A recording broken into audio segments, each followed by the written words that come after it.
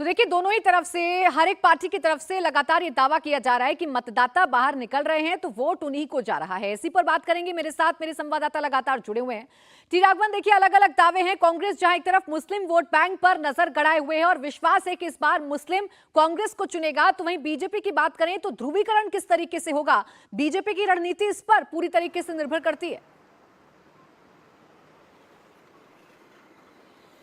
जी बिल्कुल, देखिए बीजेपी ने बहुत मेहनत की है, इसमें कोई दो राय नहीं है। लेकिन ऐसा लगता है कि जीएचएमसी के इलेक्शंस को जब हमने कवर किया था 2020 में प्राची, उस वक्त ऐसा लगता था कि बीजेपी एक बहुत बड़ी फोर्स है और अल्टरनेटिव बनकर आएगी अगले 2-3 सालों में बीआरएस की। लेकिन जैसे जैसे असेंबली के इलेक्शंस जो है पास आते गए, हमने देखा कि कर्नाटक इलेक्शंस में जब कांग्रेस की बम्पर जीत हुई, उससे पहले राहुल गांधी की जो पद यात्रा हुई, उससे कांग्रेस का जो काडर है उसमें एक कह सकते हैं कि ऊर्जा का संचार हुआ और एक बार फिर देखा गया कि एक फोर्स जो है वो कांग्रेस अल्टरनेटिव बनकर उभरी।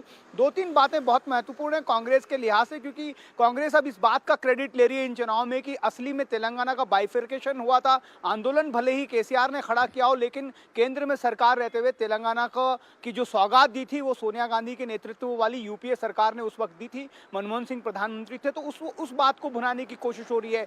एक बात जो लोगों के जहन में, जैसे हम लगातार यहाँ पर जा रहे हैं, अलग अलग बूथ में बात कर रहे हैं लोगों से, दुकानों में दुकानदारों से बात करते हैं, सब ये कह रहे हैं कि 10 साल हो गए साहब, अब बदल देते हैं। तो ये एक जो है बदलाव की जिसकी बात हो रही है प्राची, वो लोगों के बीच में दिख रही है कि अब 2 टर्म हो गया और आज तक कभी ऐसा नहीं हुआ, खासकर यूनाइटेड आंध्रा जब तक ये था, कि कोई भी चीफ मिनिस्टर 2 टर्म से ज़्यादा नहीं हुआ। चंद्रबाबू नायडू आप जानती हैं वो डेवलपमेंट मॉडल के लिए जाने जाते हैं, उससे पहले वाईएसआर राजशेखर रेड्डी जो जनता के कनेक्ट के लिए जाने जाते हैं। 2 बड़े चीफ मिनिस्टर भी 3 टर्म यहाँ पर सीएम नहीं बन पाए, इसलिए एक लगता है कहीं ना कहीं कांग्रेस इस बात को भुनाने की कोशिश कर रही है। लेकिन केसीआर का ये दावा है कि जिस तरह का विकास तेलंगाना में हुआ है, अब वो गुड टू ग्रेट की बात कर रहे हैं। उन्होंने कहा कि पिछले 10 सालों के 2 टर्म में हमने बहुत अच्छा काम किया, अब इसको हमको और बेहतरीन बनाना है, इसलिए हमें वोट दीजिए। तो दोनों अपने अपने दावों पर इस तरह से यहाँ पर कैंपेन कर रहे हैं। बिल्कुल, चुनावी मैदान में है और जमकर चुनाव प्रचार भी हुआ, एक दूसरे पर वार पलटवार भी हुए। लेकिन इन सब के बीच तेलंगाना के चुनाव में कांग्रेस लगातार मुस्लिम वोटर्स को अपने पक्ष में होने का दावा कर रही है। कांग्रेस का दावा यह है कि इस बार मुस्लिम कांग्रेस को ही चुनेंगे, लेकिन कांग्रेस 2/3 से सरकार बनाने के दावे भी कर रही है। उधर ओवैसी को उम्मीद है कि केसीआर लगातार तीसरी बार मुख्यमंत्री बनेंगे। पिछले 2 टर्म में काम हुआ है, जो बचा है वो तीसरे टर्म में पूरा होगा। मजलिस के मुखिया असदुद्दीन ओवैसी ने अपने परिवार के साथ सुबह सुबह मतदान कर एक बड़ा संदेश दिया है। सर, अगर हैदराबाद की बात कर लें तो स्टैटिस्टिक्स ये बताते हैं कि आधी आबादी भी जो पिछले चुनाव में वोटिंग करने के लिए नहीं पहुंचती है। कितना ज़रूरी है आपको लगता है कि मैक्सिमम लोग जो हैं वो कंट्रीब्यूट करें कम से कम वोटिंग के लिए? बहुत ज़रूरी है ना। अगर आपका पोलिंग परसेंटेज कम हो रहा है, आप जैसा आप कह रहे हैं आधी आबादी भी निकल के वोट नहीं डाल रही है, तो फिर ये तो हमारी जमहूरियत के लिए ठीक नहीं है, हमारे लोकतंत्र के लिए ठीक नहीं है। भाई, अगर आपको देश से मोहब्बत है, संविधान से के ऊपर आपका टूट भरोसा है, तो आज निकलिए। आज आप, ये कोई छुट्टी मनाने का दिन थोड़ी है, ये कोई पिकनिक मना रहे हैं, कोई बड़े घर में बैठे हैं।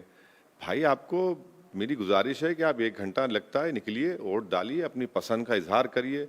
सिर्फ घर में बैठकर एक यूट्यूब बना देंगे, ट्विटर पे 10 लफ्ज लिख देंगे, फेसबुक पोस्ट क्रिएट कर देंगे और देखेंगे मेरे इतने लाइक्स आ गए इस इंस्टाग्राम पे, नहीं है। ये है असल, ये रियलिटी है भारत की डेमोक्रेसी की। आप निकल कर वोट डालिए। मेरी आप तमाम से रिक्वेस्ट है कि वोट डालिए आप, वरना फिर पॉलिटिशियंस की जवाबदेही नहीं हो पाएगी। सर, आप पॉलिटिकल के बेहतरीन स्टूडेंट्स हैं। यहाँ का एक रिवाज है, ये देखा गया जब यूनाइटेड आंध्रा भी था तो कोई भी चीफ मिनिस्टर 2 टर्म से ज़्यादा यहाँ पर रिपीट नहीं कर पाया। क्या आपको लगता है इस बार वो रिवाज बदल जाएगा? अगर बदल जाएगा तो क्यों? देखिए, ये सवाल का जवाब तो आज तेलंगाना की जनता तय करेगी। और मेरा मानना यह है कि politics is the art of possible. कोई ऐसा रूल तो नहीं है कि कोई 3 मर्तबा नहीं बन सकता। भाई, ज्योति बासु बने, नवीन बाबू उड़ीसा में बन रहे हैं, फिर एक नॉर्थ ईस्ट के भी एक मुख्यमंत्री थे। तो और मुझे यकीन है कि तेलंगाना में तेलंगाना की आवाम ये देख रही है कि पिछले 10 साल में जो प्रोग्रेस हुआ है, प्रॉस्पेरिटी हुई है, अमन जो यहाँ पर रहा है, कोई गड़बड़ कोई नहीं कर सका। और अभी स्टेट में एक कंटिन्यूएशन की ज़रूरत है, उन्हीं चीज़ों को लेकर आगे बढ़ना है।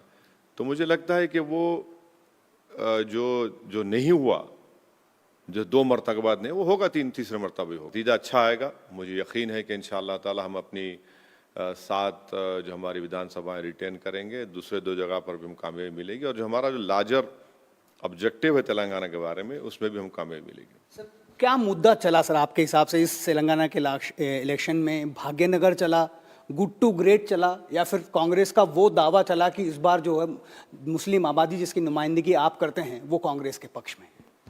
देखिए, जो जनता को जिस पर एतमाद था वो आज भी एतमाद है। जो ज़मीन पर जिसको फ़ायदा मिला, वो ज़मीन पर ही रहेंगे। जिन्होंने एक हवा में बातें करने की कोशिश की, वो हवा हो जाएंगे आज। तो मुझे यकीन है कि ऐसा कुछ नहीं होगा। जो अच्छे काम किए हैं उसका कंटिन्यूएशन के लिए जनता वोट देगी।